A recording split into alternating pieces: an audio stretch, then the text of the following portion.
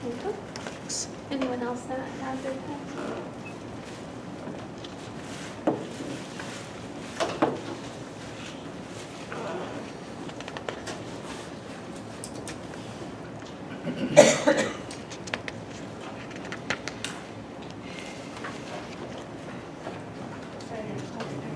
Adjusting for the company and It's just Alcester. yes. Then we'll begin the meeting. Pledge allegiance to the flag of the United States of America and to the republic for which it stands, one nation, under God, indivisible, with liberty and justice for all. Thank you.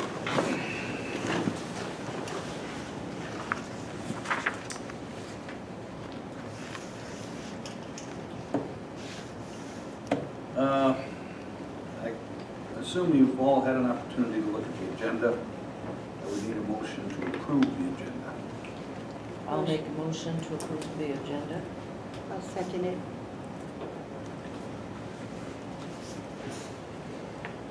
Motion's been made and seconded to approve the agenda. Is there any discussion? Hearing none. All in favor? Aye. Opposed? Then we'll move on to public input. I have some, yes. This bond, or first of all, do you recall what the 2020 sales tax income was, the total amount?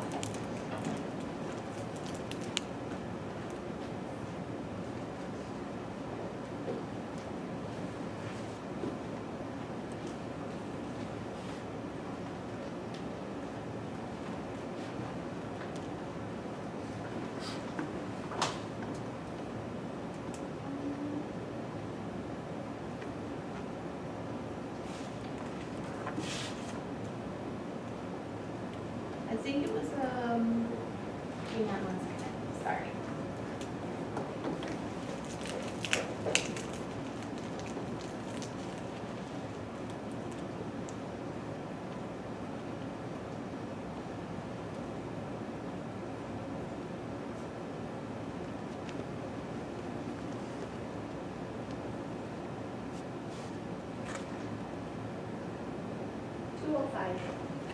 Almost 206. Oh, okay, 206,000? Okay. And that's both first penny and second penny? Correct. Okay. Okay, the second question is, on the bond, now I'm understanding it's approximately $575,000. What source are we going to pay that bond back from? The sales tax. I'm sorry, what? Sales tax. Sales tax. Okay, thank you. Is there any other public input? Yes. Yeah, Bob Anderson, thank you for giving me the opportunity to talk to you. But I understand a city police personnel has not been appointed or voted on. But I'm just here to speak for, in support of Austin Sculler as chief of police. He's well received in the community. He knows the area, and that's one of my justifications. The other thing is that he has purchased a house in Alcester, so he has committed to this community. So I just wanted to speak in support of him. Okay? Thank you. Thank you.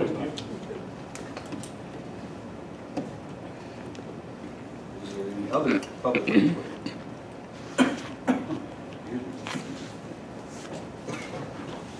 Well, hearing none, then we will move on to item number 5. And Mark is here tonight from AMCO. And we got this well-paged document. I wish I could make it shorter, but nothing I can do. The attorneys get it, you know. Anyway, I'm Mark Duraney. I've been here a few times, so I appreciate the time. We are at a point where we have to ask you to adopt this resolution. So what you have in front of you is what we call a parameters resolution. Once this resolution, or if you decide not to, a different resolution gets adopted, then it has to be published, which would happen along with the minutes. And then at least 21 days after that, we would be able to close on the bonds. So in between that, we will start marketing the bonds through DA Davidson, as we've talked about before. But before we can start marketing it, we have to have the city authorize us to do that with this resolution, okay? So when I talk about parameters resolution, this basically authorizes us to market the bonds, it authorizes the city to issue the bonds, and then of course make payments on the bonds once it's been closed. As was just discussed, we are looking at this as completely a sales tax revenue bond. At one point we had thought that we may include the revenue from the golf course or the community center itself, but there's some issues with doing that. We could do it, but in order to pledge two different types of revenue, even though they're related, in order to pledge those, we would have to do multiple series of bonds, and that would make them less marketable because they'd be small, right? Smaller.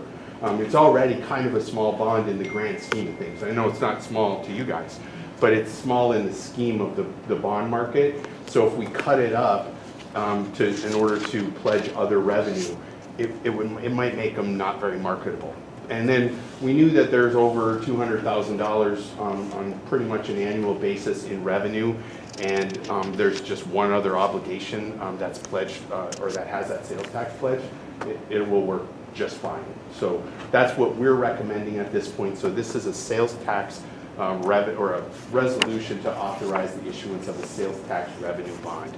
And it includes the refunding of the existing debt that's against the golf course, which should have a balance of around $55,000 as part of this, okay? So they'll all be combined together.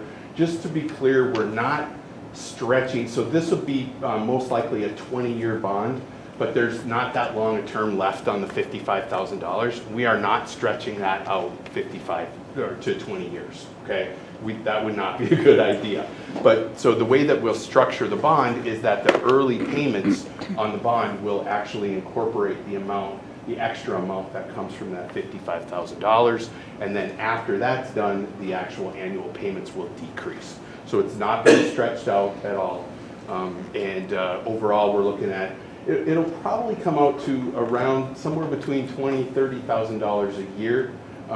As far as the payments go, I don't know exactly what they are yet, because until we start to market it and get a sense for what the market's going to provide, then we'll be able to report back.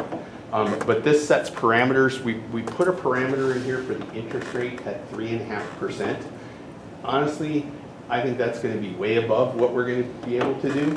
But we always like to give some leeway in these anytime we set a parameter, because we want to be able to have some flexibility to work with the deal. And we're also looking at very likely trying to place it with a bank through DA Davidson, which keeps the cost down a little bit more and some things like that. So we think, and I know DA Davidson has already been making some contacts with some banks, so I think that once we have a resolution approved, we should be able to get pricing fairly quickly and then be ready to close right after that 20 days expires after resolution is published.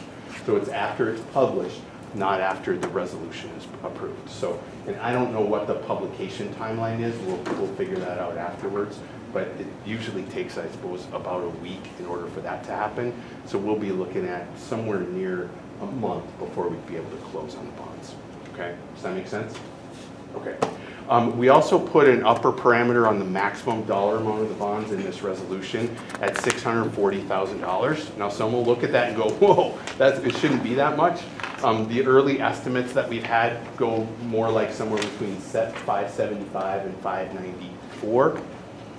Again, we're just giving ourselves a little bit of leeway. One thing that could happen is, just because it's a revenue bond, sometimes the investors want a reserve fund.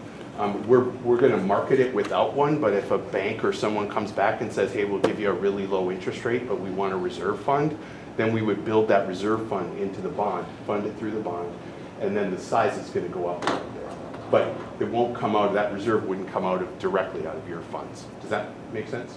So we're just giving ourselves some leeway on that dollar amount, nothing to be scared of. I don't think it's gonna come in that high. I think we're gonna do fine with, even without a reserve, but we just wanted to build that in so that we don't have to come back and ask for a amendment or something like that, okay? Like I said, I think the term is, we're targeting that 20-year timeframe. You know, there's a chance that we could get a really low offer on something that might be a little bit less, and we would talk to Pat about that to see what the thoughts are, but likely we're gonna try to keep it right in that 20-year range. And that's 12 pages worth of information in a few minutes. And you know, if you have any questions on any of this, I mean, obviously it's attorneys that write this, and you know, I'm not an attorney, so there may be some language in there that I couldn't exactly explain, but for the most part, these are very standard resolutions, and we would like you to adopt it tonight so that we can go out and start marketing these bonds and get this deal done for the city. Any questions for me at all? So you'd never be penalized if you paid it off early? Penalized, no, but usually there is a call date. Okay, like with the last bond that we did, there's a call date, which basically means you can't do anything, you can't pay it down, you can't pay it off until that call date. But if you had extra funds, you could stick them aside and you can invest those funds all the way up to the interest rate on the loan. Because or on the bond, I'm sorry. Because it's a tax exempt bond, you can't invest it in anything that's greater than the rate on the bond. So that's important to note. But if you got a rate from the bank or something like that, you could set those funds aside. You could use those funds to make annual or semi-annual payments. But you can't technically pay it down until the call date. Now, when we work with a bank, which we're probably going to try to do, sometimes they don't care if there's a call date or not. And if they do want a call date, we're going to try to get it as short as we possibly can, just in case, right? It may not be necessarily likely that you're going to want to pay it off early, but if you do, you know, we would try to set a call date around maybe 5 years, something like that. Okay? We'll set it as low as we can get away with to make it as marketable as possible at the same time. I hope that happens. Yeah. But I was just thinking, since we're not gonna use golf course or community center, and there was, let's say it did really hit, and we'd get some extra money, I just was thinking, could you maybe pay it off? Nice. Let's keep our fingers crossed. that Yes. happens, but- Yeah. I like the idea of putting that money aside, Yeah. whether it's a CD or whatever, you know. If we're looking at 3%, we make 1.5%, that's Yeah. an extra 1.5%, so. Let's hope that happens. Mark, payments semi-annually? Yeah, there'll be semi-annual interest payments and annual principal payments, is what we'll typically set them up for. Now, again, we might have a bank that says we want to just do semi-annual principal and interest. And, you know, we've got some flexibility to do that, but typically they're going to get set up with semi-annual interest and annual principal.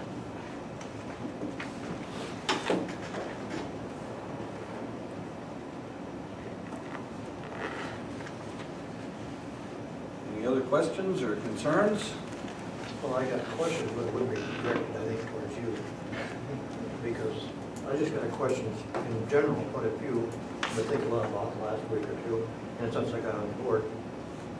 This was originally, the funds were donated to this, for the community center. Why are we exceeding the amount donated? How did we do that? Just give me a little background. Well, what ended up happening was we had pledged, the city did actually pledge that they were going to put $500,000 toward it. Okay. Now, it started out that the building and everything was quite a bit more expensive than it turned out to be right now. They pared it down quite a bit.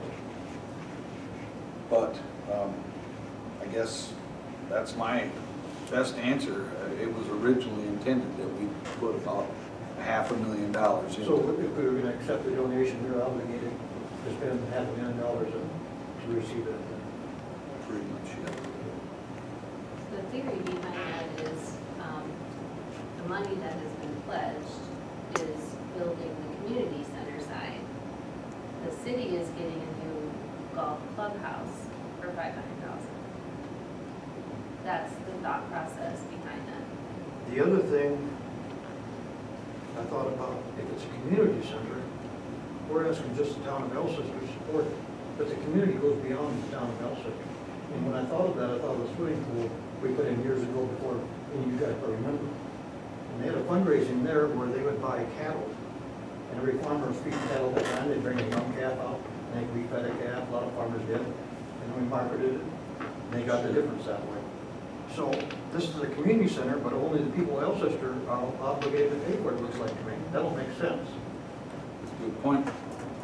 Well, a lot of donations have come from other than just Alcester in-town citizens.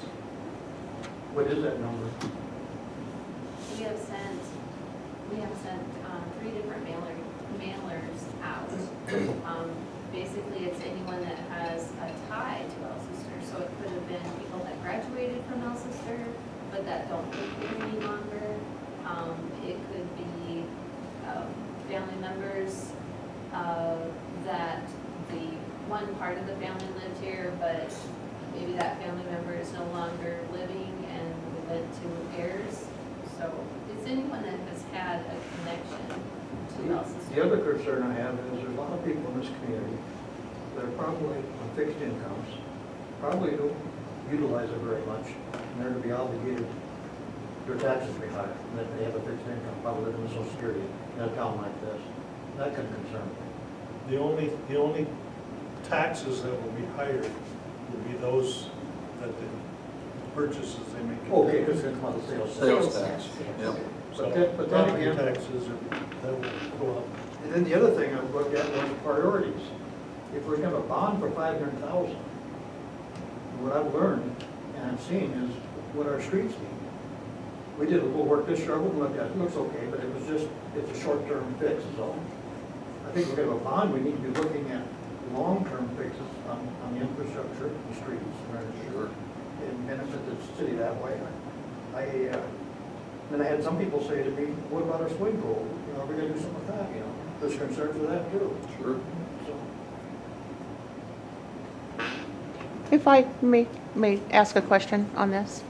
That $225,000 that was spent to purchase the land, is that included in this $500,000 to cover that expense, or where does that appear on expenses? That came from the early donations, Okay, right? Yes. And Curtis, I've seen the spreadsheet of what the donations were, but I don't have that with me and I can't remember the actual figures. but it looks like, a lot of people I've talked to are concerned that streets are never a priority. And I think the streets and the police department, and we're also dealing with that.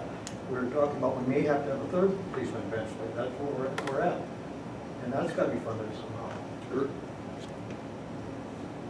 One thing that's interesting or unique about city government is you have different pots. You have general fund, then you have your enterprise funds, which golf course is an enterprise fund. So enterprise means that we charge for services and it generates income for the city. General fund, the only place we get income that goes into general is through real estate dollars or licensing or taxes, sales tax. Streets, true, are a general fund item. Infrastructure, i.e. water and sewer, that's an enterprise. So oftentimes if you have a project that deals with water, sewer, or street, it's going to come from a different fund. It's going to come from the water fund, the sewer fund, and those monies are not always interchangeable. They stay strictly with that fund. To some degree, it looks like it's kind of like when I buy my state license to use our state parks, I would gladly pay a user fee. And the only user fees here would be the golf cart rental and the fees. That's the only user fees that be for that community center. Unless you rent the community Unless you're center. renting. Right, Yeah. right. And that's a fair system too, for the people that use it, sport. Exactly. And that was a question that we addressed, generating this, for DA Davidson to look at this, was we had to make sure that that was not unfair use of the facility, that everyone would have fair use of the facility. But we also have this, this sewer project that's coming up, and a lot of that is going to address some of the infrastructure you were just talking about, streets. Some of the monies that are involved in that whole project are digging up the roads, putting down new, whatever, sewer, water, whatever is gonna go there, and then from curb to curb, theoretically speaking, from curb to curb, having replaced streets. And the other question I had, I've been involved before in bonds on the school board. I'm assuming it must be legal that we as a city council can do this bond without the vote of the general public. But when you do a school bond, we vote on it. The school district. There's two different types of bonds. There's a general obligation bond, which goes to a vote of the public. And then there is the revenue bond, which is what we are doing. But either way, you know what the support of the community is, if the community has to vote on it. I don't have a real good sense of that. That's what I've talked to. So what do you mean you don't have a good sense for that? What, How strong the support community-wide it is, how far that goes, how many people feel that they want this or gonna benefit. sure. Well, speaking for one of the people that's been on the committee the last 2 or 3 years, I guess I had a tough time saying no to $2.5 million that was given to us when our only obligation from the city was going to be $500,000. And maybe that's the wrong idea, But I would agree that that's not another way, we're gonna do it this way, that's my thoughts after. Well, especially when you consider the fact that the golf course clubhouse was in, and still is in a state of, I don't want to call it disrepair, but it. No, it's not much of a building, we used yeah. it this year. And so, I mean, it needed to be replaced, and it was going to be quite a bit more to just replace the golf course clubhouse than $500,000. So, armed with that, it was a pretty good deal.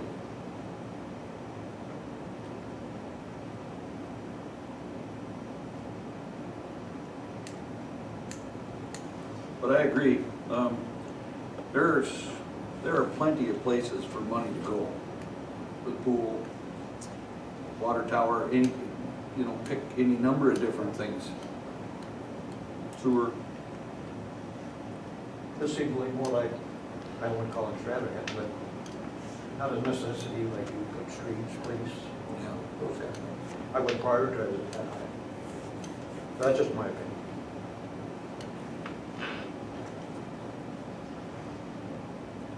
Well, like you mentioned a little bit ago, we can hope that it is going to take off and be a very, very, it's not necessarily going to be a cash cow, that's not what I'm saying, but It is going to be a process. It's not going to happen overnight. Right. But I think it's got some steps. so do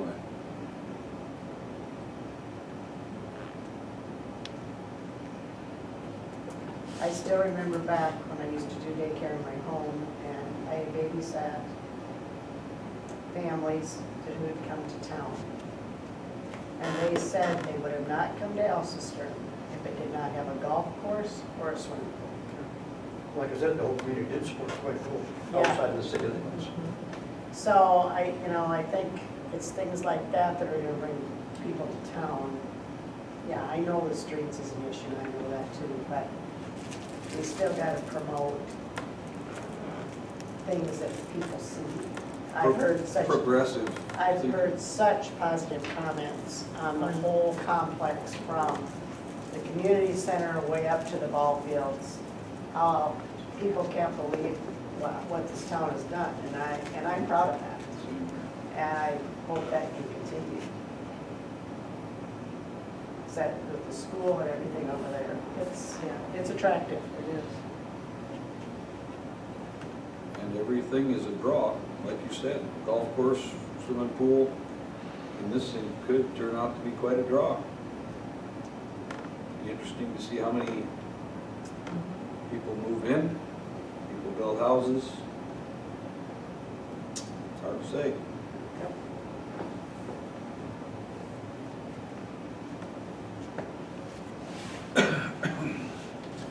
Not that I want to cut the discussion short, but is there any other discussion? Anybody have any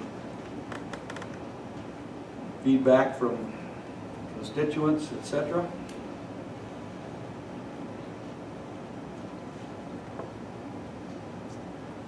If not, I think we're going to take just another minute to sit here and reflect before we officially do this, but I will need a motion to approve this resolution. And a second.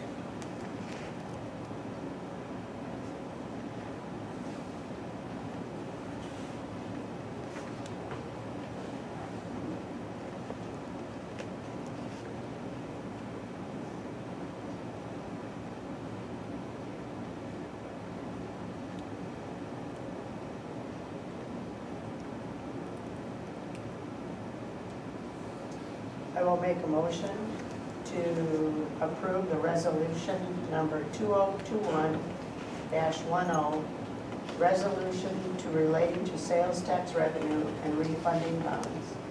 Series 2021, authorizing their issuance and making provisions for their payments. I'll second.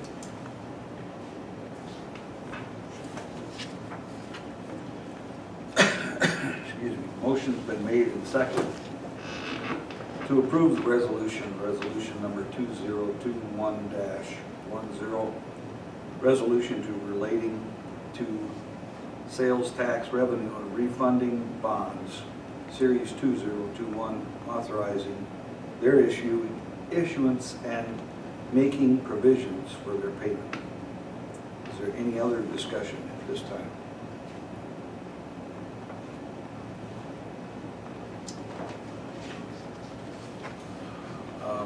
I think we're going to go with a roll call vote this time. And we'll start with Darla. Aye. Ryan? Aye. Cindy? Aye. Linda? Aye. Curtis, sorry. I was Nay. going to say Marcus. Nay. Nay, okay. And Dave? Aye. 5 aye, 1 nay. Motion has been passed. So we'll do what we have to, Mark, to finalize this, and then it will go in the official newspaper. It'll go in, the published date will be the 5th. Oh, okay, August 5th, published. Yep, Okay, great. Will you send me the completed pages? yes, Okay. I'll do it. If you have questions, let me know. Thank you very much. Thank you. All right. Have a good night. You bet. Drive safe. Yeah, thanks.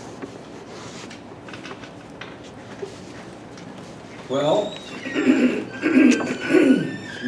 me. There's number 6 here that says executive session if needed. I would like to make a motion to enter into executive session pursuant to SDCL 1-25-2-1 for personnel. Second. And that was -1, huh? Yeah, well, personnel, I believe that's right. Yes. Linda made the motion and Brian seconded. Motion's been made and seconded to enter into executive session pursuant to SDCL 1-25-2-1. Excuse me. Is there any Brian discussion? seconded. Yes. Brian Oh, seconded. okay. Yeah, I'm sorry. I'll third it. Is Is there any other discussion at this time? Hearing none. All in favor? Aye. Opposed? We're in executive session at, wow, let me see, 6:29 PM.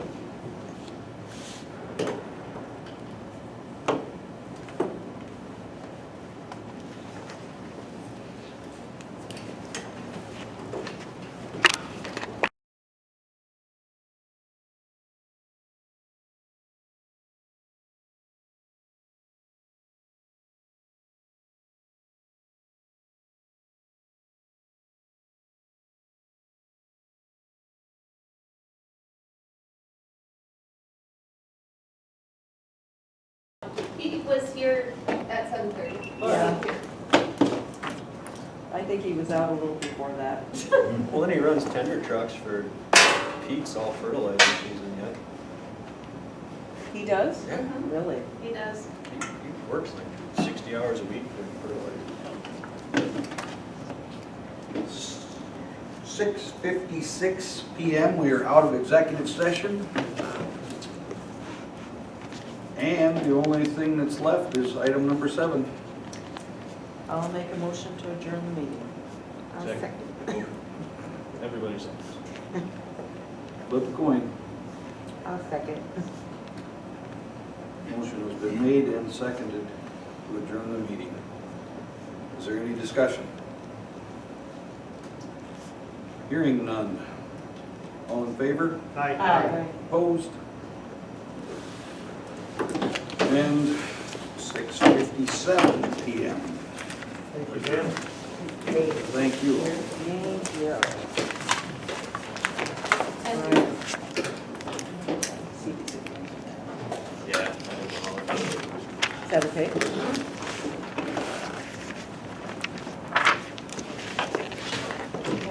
How long have you been doing this? I don't need it. And there's folders and stuff in here, so. are they still on you want copies of? You- No, Yeah, I've you can actually mark got it. one. I've got them on my computer. Oh, you do? Okay. Physiologist. They must be half of those, but it's not until August. That'll make. I kept telling them, Like me and my buddy. You're such a flip. So you have to put in the hiding place. Oh, yeah, I know. And I think I probably took a